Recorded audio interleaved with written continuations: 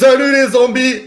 Aujourd'hui, une petite hors-route spéciale. Moi, j'en ai marre un peu de rigoler tout le temps, là, donc on va faire un truc un peu plus sérieux, ok? Parce que bon, les rigolos, ils sont là-haut, moi, on se calme, d'accord?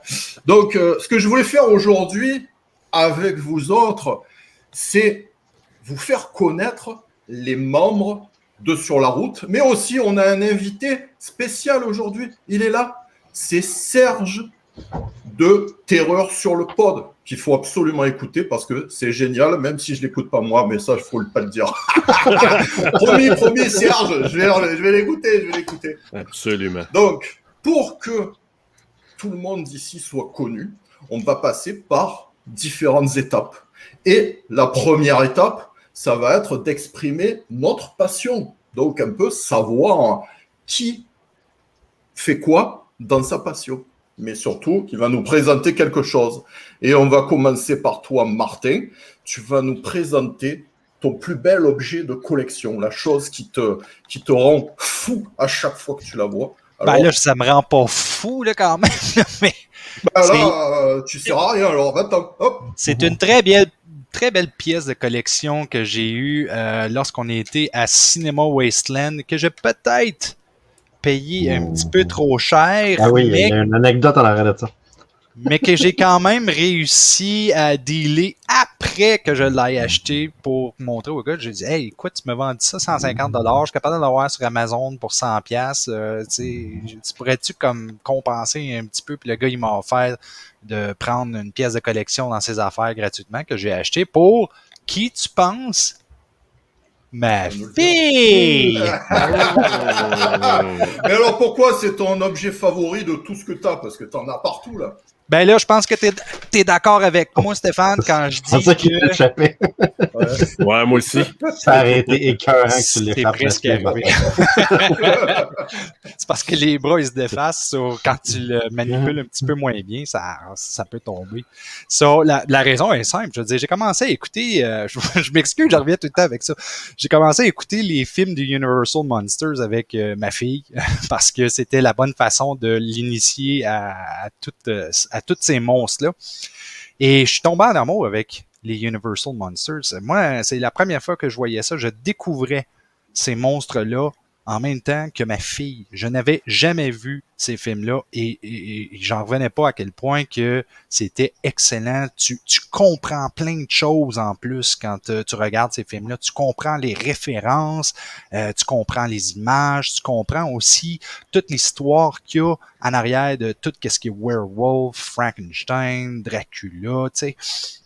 Et puis, quand je suis arrivé au cinéma Wasteland, puis on était en train de regarder alentour, j'ai vu cette affaire-là, j'ai fait comme « Oh my God! » Puis ça disait 150 $, moi dans ma tête, 150 $. US, hein? Même. US. US, okay. 150 $ pour une affaire de même, et c'est gigantesque, là, je dis, c'est ma grandeur à moi. Ça, je me suis dit... Je t'avais pas dit des chronométriques! Je sors mon chronomètre. Ouais, allez, c'est fini. Mets pas le son sur ton chronomètre comme que Christophe il fait dans les podcasts. On entend le puis il est là, il a fait de l'arrêter, puis il sait plus qu'est-ce que c'est. Vas-y, Steve, à toi de nous montrer un peu ton meilleur objet.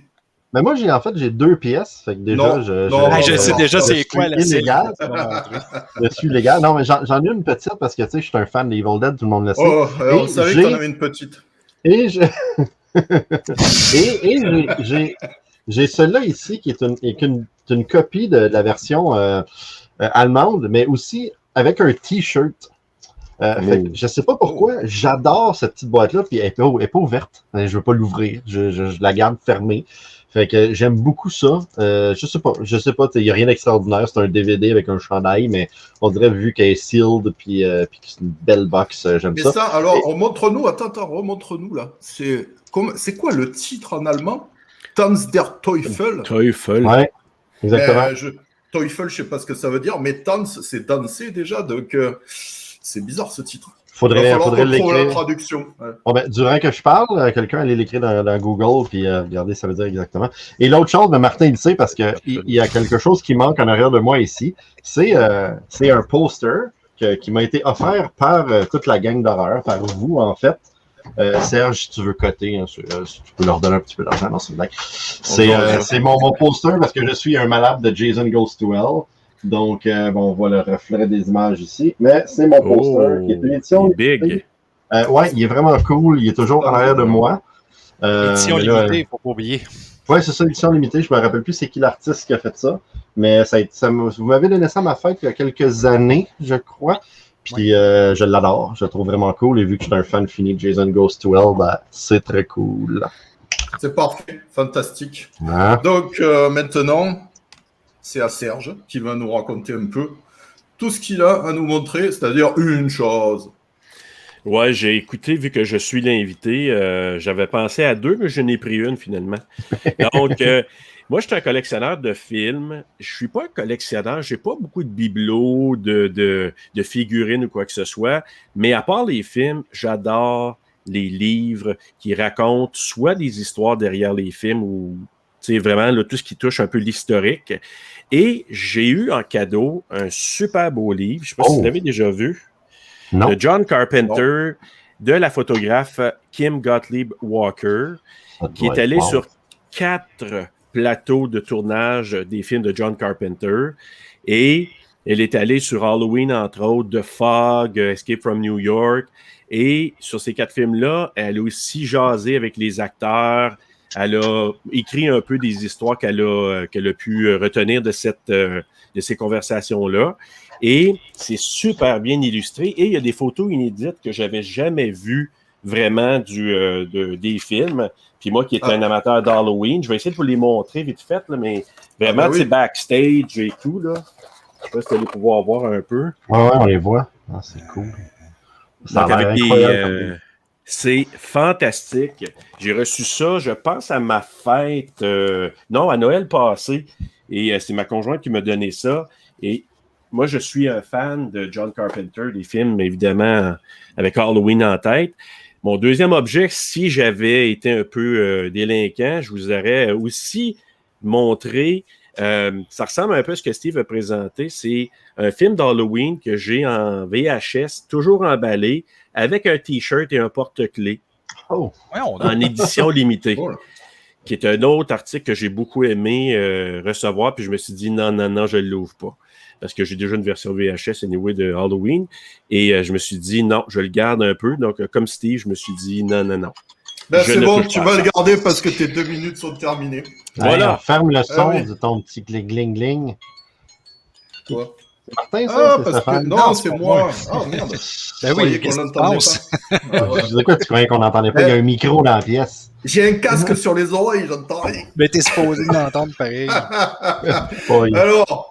Maintenant, pour toujours la même chose, faire connaître à tous nos amis qui nous regardent un peu les personnages, je veux faire appel à votre imagination.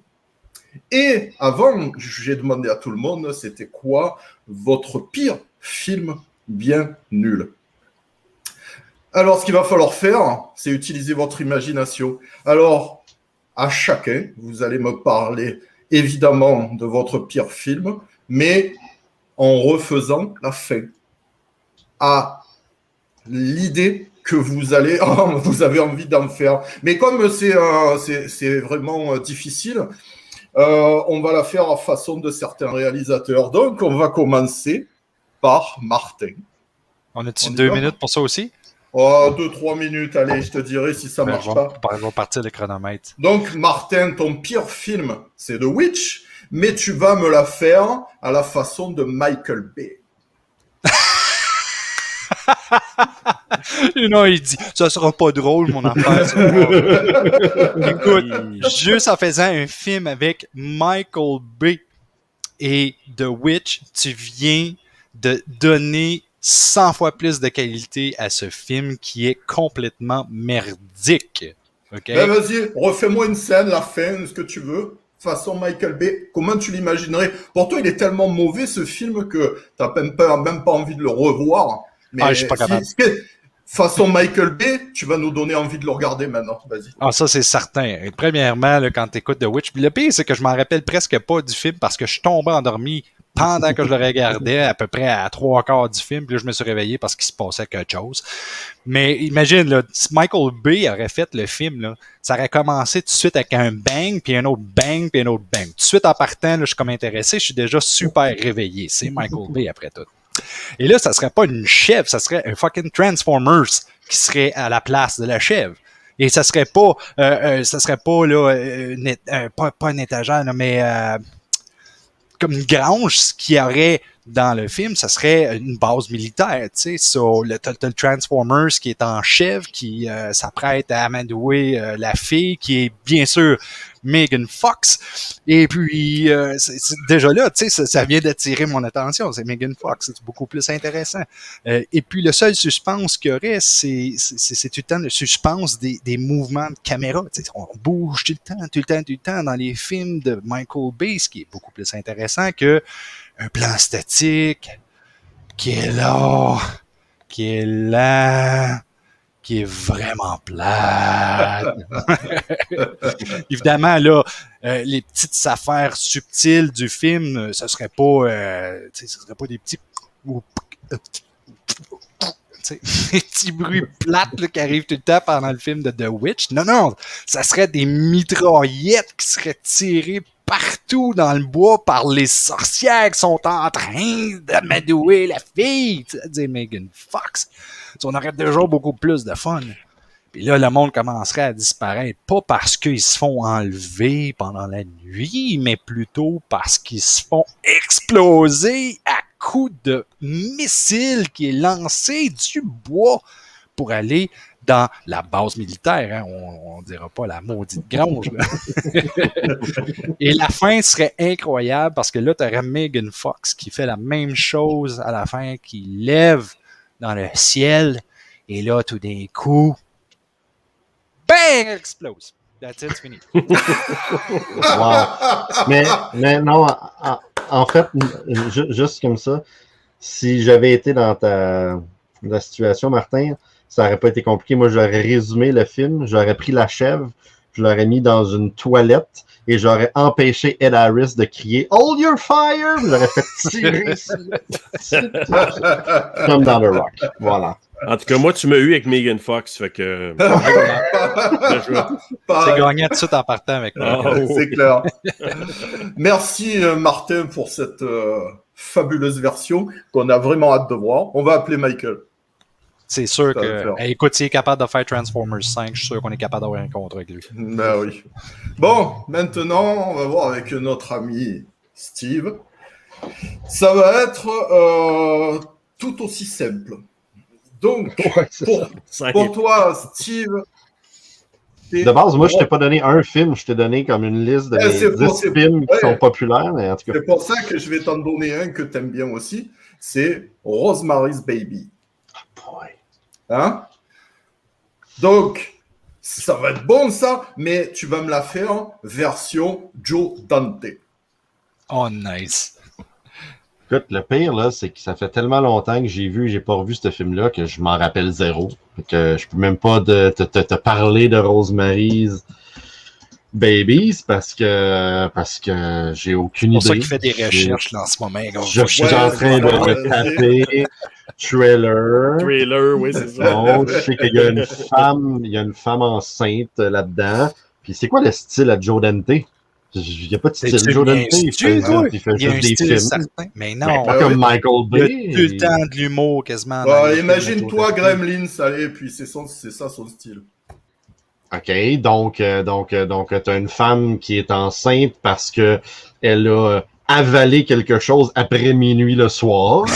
Et là, son ventre commence à popper.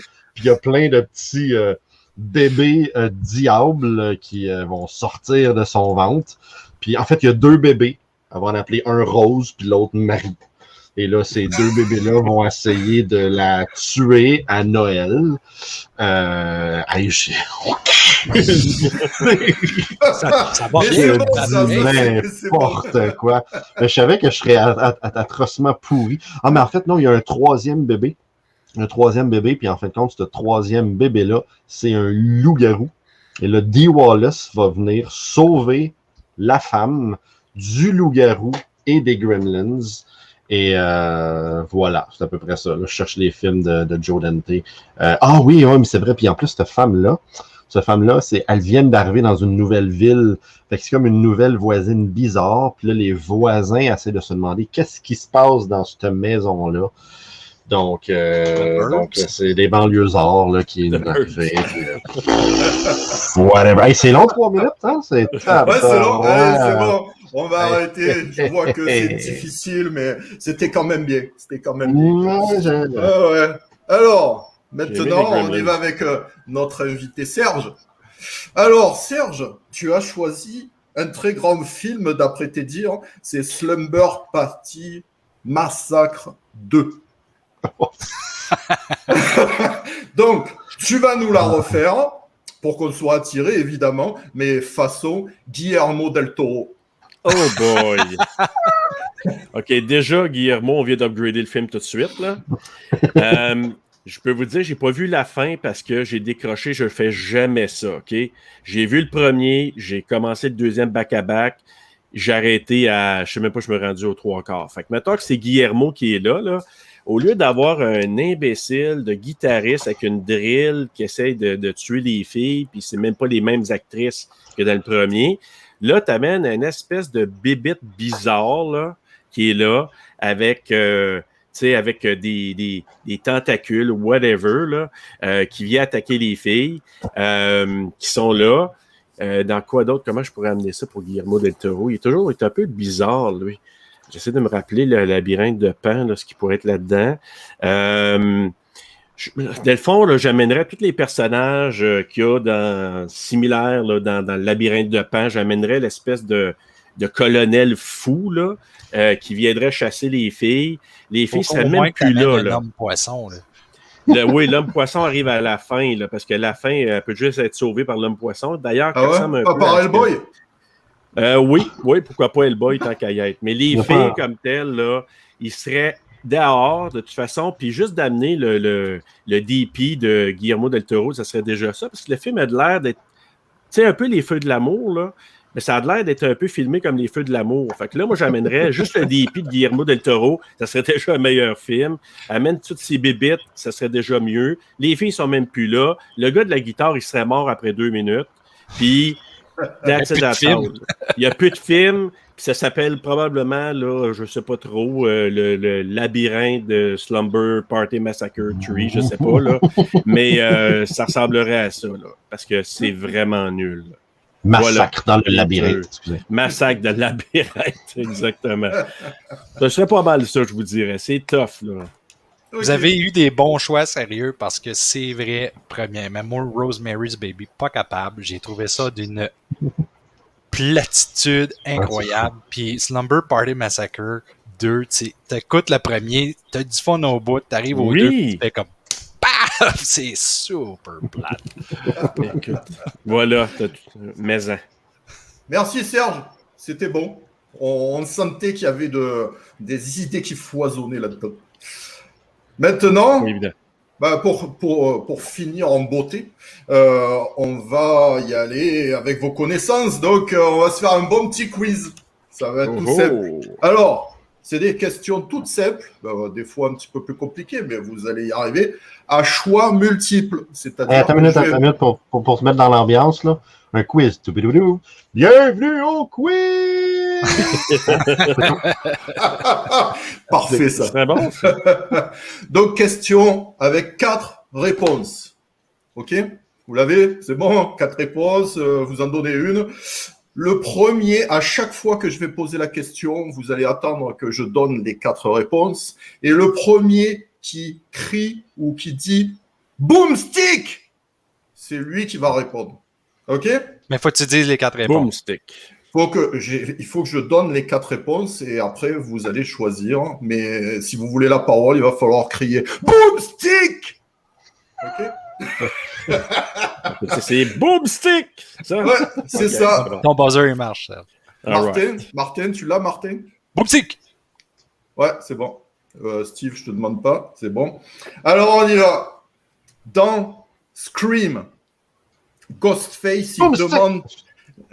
Vas-y. Perdu je pensais qu'on alors n'avait pas le droit. Je niaise.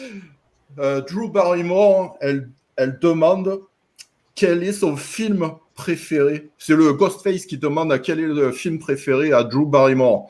Donc, les 4 choix possibles. Boomstick. Les 4 La- choix. La colline à des yeux. Ah oui, au fait, j'ai oublié de vous dire, je vais dire les titres en français, ok? Juste pour pas vous embêter. La colline à des yeux, Les griffes de la nuit, Halloween, Le sous-sol de la peur. Boomstick. Boomstick. C'est Martin, désolé. Halloween. Martin, 1 point pour toi, merci. Question suivante. Oui. Quelle a été la première adaptation au cinéma d'un roman de Stephen King? Christine, Cujo, Carrie, Shining. Boomstick. Serge, Carrie. Serge, un bon point. Question suivante. Quel célèbre réalisateur a participé au montage d'Evil Dead? Bruce Campbell, Joel Cohen, David Lean, Sam Raimi. Boomstick. Boomstick. C'est Steve. Cohen. Joel Cohen. Steve, une bonne réponse. Je me suis dit, j'étais sûr que tu l'aurais, Steve. En Ouais, fait, j'ai eu juste- peur. Mais j'ai eu peur. J'étais comme, OK, c'est-tu Romero, c'est-tu nanana. Puis là, quand il a dit Cohen, je vais c'est vrai, c'est un des monteurs. Si tu n'avais pas répondu à ça, franchement, tu sortais. Ouh. Ensuite, là pour l'instant, 1 point chacun. Hein, bravo les gars. L'intrigue du film The Thing de John Carpenter de 82. Ça se déroule sur quel continent? Arctique, Amérique, Antarctique, Asie. Boomstick. Boomstick. Martin, Antarctique. Martin, 1 point. Ça a arrêté mon guess aussi. Ouais, c'est bon les gars. Mais c'est Martin qui a été plus vite. Ouais. Dans Le quel Boomstick chapitre facile. Ouais. Dans quel chapitre des Friday the 13 apparaît pour la première fois le masque de hockey de Jason? Boomstick. Le 1, le 2, le 3, Ah. le 4. Boomstick. Boomstick. C'est Martin. Martin? Le 3. Merci Martin. Moi, je pense que tu devrais laisser la parole même avant les réponses. Ouais, hein. Ensuite, dans Amityville de 1979, George Lutz se réveille toutes les nuits. À quelle heure? À minuit? À 1h20? À 2h32? Ou à 3h15? Boomstick. Serge? Ah non, c'est Martin. Pardon. Non, c'est pas moi. Non, Martin. 3h15. Martin, bravo. Bravo, elle était pas facile celle-là. Aucune idée. J'aurais essayé 2h32. Dans le Léprechaun, combien lui faut-il de pièces pour être heureux? Ah, mon Dieu. 50, 100, 250, 300. Boomstick. Serge? J'ai aucune idée, mais je vais dire 100. Ouais, Serge, bravo. OK. C'est très bien. Quel est le vrai nom de Leatherface dans la version de Marcus Nispel en 2003? Ah, shit. Oh, alors écoutez-moi bien. Hoyt et Witt, Thomas Brown et Witt, Monty et Witt ou Kemper et Witt? Boomstick. Steve? Thomas Brown. Bravo Steve. Oh, Ouais, j'aurais dit ça. c'était bon ça. Lequel, facile celle-là, lequel de ces films n'a pas de remake? Oh, ben là. Meurtre à la Saint-Valentin, La Maison de Cire, The Descent et Amityville. Boomstick. Martin? The Descent. Bravo Martin. Bon les gars, il n'y a que Martin qui joue là ou quoi? C'est quoi ce Mais bordel? non, mais les autres ont quand même répondu un peu. Parce qu'il y a un décalage, puis tu l'entends avant nous autres. Ah ouais, Ouais, c'est c'est ça. C'est Gatineau, c'est super loin. Ouais, c'est ça. Alors, Une meilleure Quel- connexion que moi. ouais. Quel acteur de film d'horreur fait des apparitions, dont une seulement vocale, dans les 3 premiers Destinations Finales? Robert Englund, Tony Todd, Bruce Campbell, Ken Hodder. Boomstick. Boomstick. Boomstick. C'est Serge. Tony Todd. Bravo Serge. Très très bien. Tony Todd. Ensuite, Nice. voilà, là, il y a un connaisseur. Là, hein. Lequel de ces films français est co-réalisé par un journaliste de Mad Movies? Elle est précise, celle-là. Hein. C'est français, c'est normal. Hein. Alors, Haute Tension, À l'intérieur, Martyr, Frontière. Boomstick. Steve? À l'intérieur. Bravo, Steve.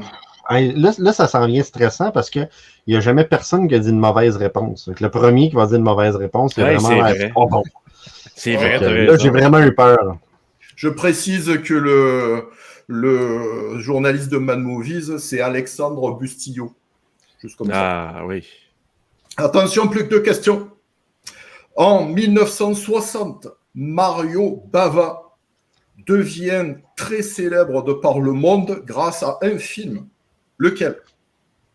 Les 3 visages de la peur, Le corps et le fouet, Le masque du démon, 6 femmes pour l'assassin. Boomstick. Martin? Le masque des démons. Excellent, Martin. Bravo. Oh, ça c'était fort. Ouais, très fort, Martin. Bravo. Et la dernière. C'est-tu sur un IMDB, là, Martin? Là? Non. C'est ça que je Tu La voyais pas qu'il dernière. regardait à droite, hein? Ouais, Mario Bava. Bava, c'est le démon. Moi, je pense que ta semblant fille de est rien. à côté de toi et elle fait des recherches à la place. Allez, c'est tout par cœur, les réponses. C'est ça. Allez, dernière question pour le plaisir. Lequel de ces réalisateurs n'a jamais fait de film de zombies? Mario Bava, Tom Savini, Lucio Fulci, Jess Franco. Boomstick. Martin? Jess Franco. Perdu! Non, Perdu! c'est pas Perdu! Ouais, nul! C'est Mario Allez, Bava! c'est bon. Oh my Eh oui, God. c'est Mario Bava. Bava. Ouais. Ah, il fallait bien qu'il y en ait un qui se trompe. Allez. Merci, messieurs, c'était fantastique, mais je vais faire Bravo. le décompte. Alors maintenant, vous racontez ce que vous voulez le temps que je fasse le décompte. Hein. D'accord? Allez-y, on Ça fait va prendre vite. du temps. Martin, 1, 2, 3. Non, sérieux, tu parlais tantôt, Cinq. Steve, de Rosemary's Baby. Je vais revenir là-dessus. Là, je te dis. Mais Bon, je suis C'est- désolé, c'est bon, le compte est fait. Ah, mais là! C'est Martin. C'est Martin qui gagne, il a le buzzer rapide, Mais il a oui. le boomstick rapide. Ah Donc, oui. c'est Martin, 6 bonnes réponses sur 12. Wow. ouais, Ben, mais là, plus, à cause qu'il y en a eu une mauvaise, ça y enlève pas genre 5 Ouais, points. il devrait. Oui. 5 points, oui, parce que si j'enlève avec un point, je gagne pareil. Si j'avais Alors, été voilà. contre Francisco, par exemple, j'aurais jamais gagné. Ah, sûrement. Francisco est assez solide dans Ouais. tout ça. Donc, merci messieurs d'avoir fait découvrir un peu ça y est, je vais le sortir. Vos personnalités à nos amis. Et on va continuer comme ça, toujours à faire des bonnes émissions. Enfin, celle-là, elle était moins drôle, mais on va se rattraper plus tard. Ouais, t'es drôle quand même. Ah, ben.